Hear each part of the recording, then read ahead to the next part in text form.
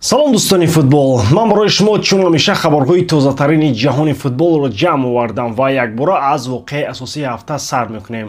Манчестер Сити финали ҷоми Англияро бохт. Кристал Пэлас соҳиби ҷоми Англия 2024-25 шуд. Бале, на Сити, на Ливерпул ва на Арсенал, маҳз Пэлас. Клубе ки 120 сол ягон трофеи калон надошт, бори аввал дар таърихаш чунин пирӯзиро ба даст овард ва аз ҳисоби ҳамин ғалаба онҳо бори аввал дар таърихи худ ба мусобиқаҳои аврупоӣ роҳ ёфтанд. این یک افسانه است، اما برای منچستر سیتی وضع دیگر خیلی است. احتمال دارد که موسم را بدون یگان تروفی به پایان رساند. امید یگانه باقی مانده جام جهانی بین کلوب ها، اگر آن را هم نبرند این برای گواردیولا یکی از موسم های بی نتیجه خواهد بود.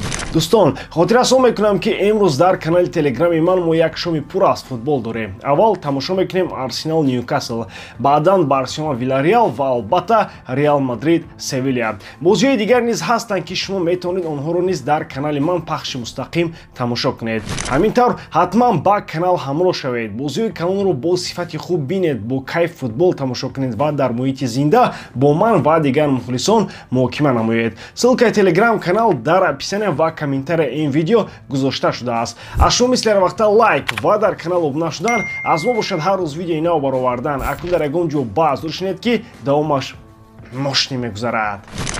ҳоло дар Бавария воз бо Лерой Сане ба як ҳолати шиносӣ рафтан бо шӯру шарри зиёд табдил ёфтааст. Аввалаш ӯ агенти худро иваз кард. Вақте ки Сане ба назди пини захавӣ гузашт, маълум шуд ки шартномаи пешина бо агенти 11 Винс дигар ба ҳисоб намеравад. ҳоло бошад худи Сане мехоҳад шартҳои беҳтар гирад, вале Бавария гуфтааст ки дигар гуфтушунид намекунад. 10 миллион маош ва 5 миллион бонус, ҳамин тамом. муҳлати пешниҳод тамом шуд, вале Сане шартномаро имзо накард. гуфта мешавад ки сабаби дигар низ ҳаст. дӯстдухтари Сане Кендис Брук мехоҳад ба Англия баргардад, махсусан ба Лондон. Барои ҳамин Захавӣ шурӯъ кардааст ҷустуҷӯи дастову дар Англия. шояд Бавария ӯро раҳо кунад, ҳатто ройгон, зеро Сане аллакай 29 сола шудааст ва бояд дар ин сину сол ба як дастаи доимӣ гузарад ва худро мустаҳкам кунад, на ҳар мавсим даста иваз намояд. гуфта мешавад ки Лерой Сане метавонад ҳамчун бозингари озод ба Нюкасл гузарад. тибқи хабарҳои Байер Инсайдер, дастаи Нюкасл ба Сане таваҷҷӯҳ дорад, чунш аз шартҳои нави шартнома бо Бавария розӣ нест. инчунин ҳамсари Сане мехоҳад ки онҳо ба Англия баргарданд, ҳамон ҷое ки Сане пеш дар Манчестер Сити бозӣ мекард. дар ин мавсим Сане дар Бундеслига 30 бозӣ кард ва дар он 11 гол зад ва 5 паси головар дод. ин нишон медиҳад ки ӯ то ҳол метавонад сатҳи баланд нишон диҳад. Сане куҷо меравад? Челси шояд нигарад, чун ҳоло ба бозингарони ҷавон таваҷҷӯҳ доранд, аммо Сане бозингари ҷавон нест. вале Арсенал қаблан бо Сане гуфтугӯ дошт. шеваи бозии Сане ба тарзи бозии Артета мувофиқ аст, махсусан агар ягон флангро иваз кардани бошанд. Ньюкасл ҳам метавонад интихоб шавад. онҳо бозингарони маъруф ва тезро меҷӯянд. аммо як чизе ки ба имиҷ зарар мерасонад ин аст ки Сане шаби пеш аз бозии охири Бавария ба шабнишинии Тило Керер дар Монако рафта буд. клуб намедонист ки ӯ он ҷо аст. барои клубе ки мавсими душвор дошт ин рафтор муносиб нест. дар маҷмӯъ ин аввалин маротиба нест ки Сане берун аз майдон баҳсо дорад. ӯ бозингари хеле боистеъдод аст, вале агар дар синни 29 солагӣ бозам бо клуб созиш карда натавонӣ ва роҳи шӯрандозиро интихоб кунӣ, ин дигар масъалаи пул нест, балки тарзи рафтор аст. қарори ояндаи ӯ ё як қадами нав ба боло мешавад, ё як сарозершавӣ ба поён. агар Сане ба формаи хуб баргардад, шояд ҳанӯзам як варианти хуб бошад, вале бо ин сатҳи бозии феълияш ӯ намеарзад он 10-12 миллион маошеро ки талаб дорад. чунин менамояд ки барои клубҳо осонтар аст ки як вингери ҷавонтар ва бо талаботи камтар пайдо кунанд. дар Бавария дар ҳамин мавқеъ ҳоло Майкл Олисе бозӣ мекунад ва нишондиҳандаҳояш тақрибан 2 баробар беҳтар аз Сане мебошад. ҳар ду ҳам дар фланги рост бозӣ мекунанд. танҳо ки Олисе 23 сола аст, Сане бошад 29. ин гапҳо дар бораи дӯстдухтар ва рафтан ба Англия ба назар мерасад танҳо баҳонаанд то обрӯяшро нигоҳ дорад. дар асл эҳтимол Сане рақобатро бо бозингарони ҷавон мебозад ва бо омадани Флориан Виртс ҷои доимӣ дар ҳайати асосиро аз даст медиҳад. барои ҳаминам қарор гирифтааст ки ба Ньюкасл гузарад. эҳтимол шартномаи охирини калон дар карьерааш. Бавария ба назар мерасад махсусан ҷойро барои Виртс тоза мекунад ва ҳоло дар назди онҳо як хати ҳамлаи ҷавон ва динамикӣ ҷамъ мешавад. Олисе, Виртс, Мусиала. эҳтимол доранд ки боз ягон нафар аз дугонаи Гнабри ё Ҳолландро низ фурӯшанд ё ин ки гусел кунанд. Як савол боқӣ мемонад: ба Нюкасл Сане барои чӣ лозим аст? Дар даста аллакай бозингарони бо эътимоди флангӣ ҳастанд Энтони Гордон ва Харви Барнс. Ҳар ду ҷавонанд, суръат доранд ва худро дар Премер-лига собит карданд. Агар Сане хоҳад бо онҳо рақобат кунад, бояд сатҳи бозии худро ҷиддан беҳтар кунад, вагарна ӯ шояд ба ҳамон ҳолате баргардад ки дар Бавария дошт, яъне бозингари эҳтиётӣ. Дӯстон, чӣ хеле ки гуфтем, имрӯз дар топ 5 чемпионатҳои Аврупои бозиҳои муҳим мегузарад ва шумо метавонед ин рақобатҳоро бо сарпарасти видеои мо ширкати 1x ҷолибтар гардонед. Зеро ин ширкат чандин сари сол мешавад ки кору фаъолият дорад ва беҳтарин шароитҳоро фароҳам меорад. Танҳо дар мо ва танҳо барои шумо мо промо тайёр кардем бо номи AMG 0777 ки нафароне ки то ҳоло регистратсия накарданд метавонанд дар аввалин пардохти худ то ҳаҷми 8000 сомонӣ бонус ба даст оранд. ссилкаи бозӣ дар комментарияи ин видео. Имкониятро аз даст надиҳед.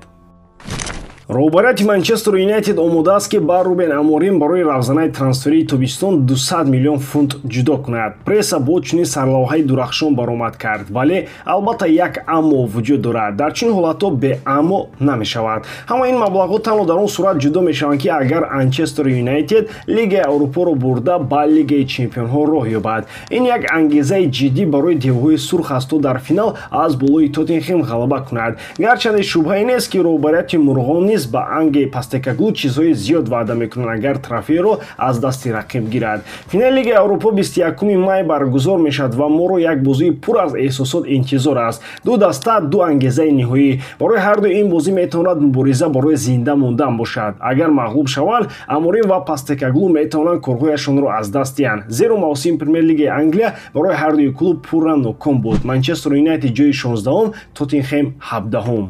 Агар сухан дар бораи бозингарони нав равад, аҷиб мебуд агар ба Аморим барои мустаҳкам кардани даста пул надиҳанд. Воқеан ин маблағҳоро бояд диҳанд, новобаста аз он ки даста ҷоми Аврупоро мебарад ё ин ки не. Зеро клубро бояд дар ҳар сурат мустаҳкам кард. Албатта ҷалби бозингарони сатҳи баланд осонтар мешавад агар ту дар Лигаи Чемпионҳо иштирок дошта бошӣ. Масалан, Виктор Осимхен ки чанд вақт боз бо МЮ рабт дода мешавад, чаро ӯ бояд ба дастае равад ки дар Аврупо бозӣ намекунад, вақте дастаҳои дигаре ҳастанд ки ҳам дар Лигаи Чемпионҳо ҳастанд ва ҳам омодаанд шартҳои хубтар пешниҳод кунанд.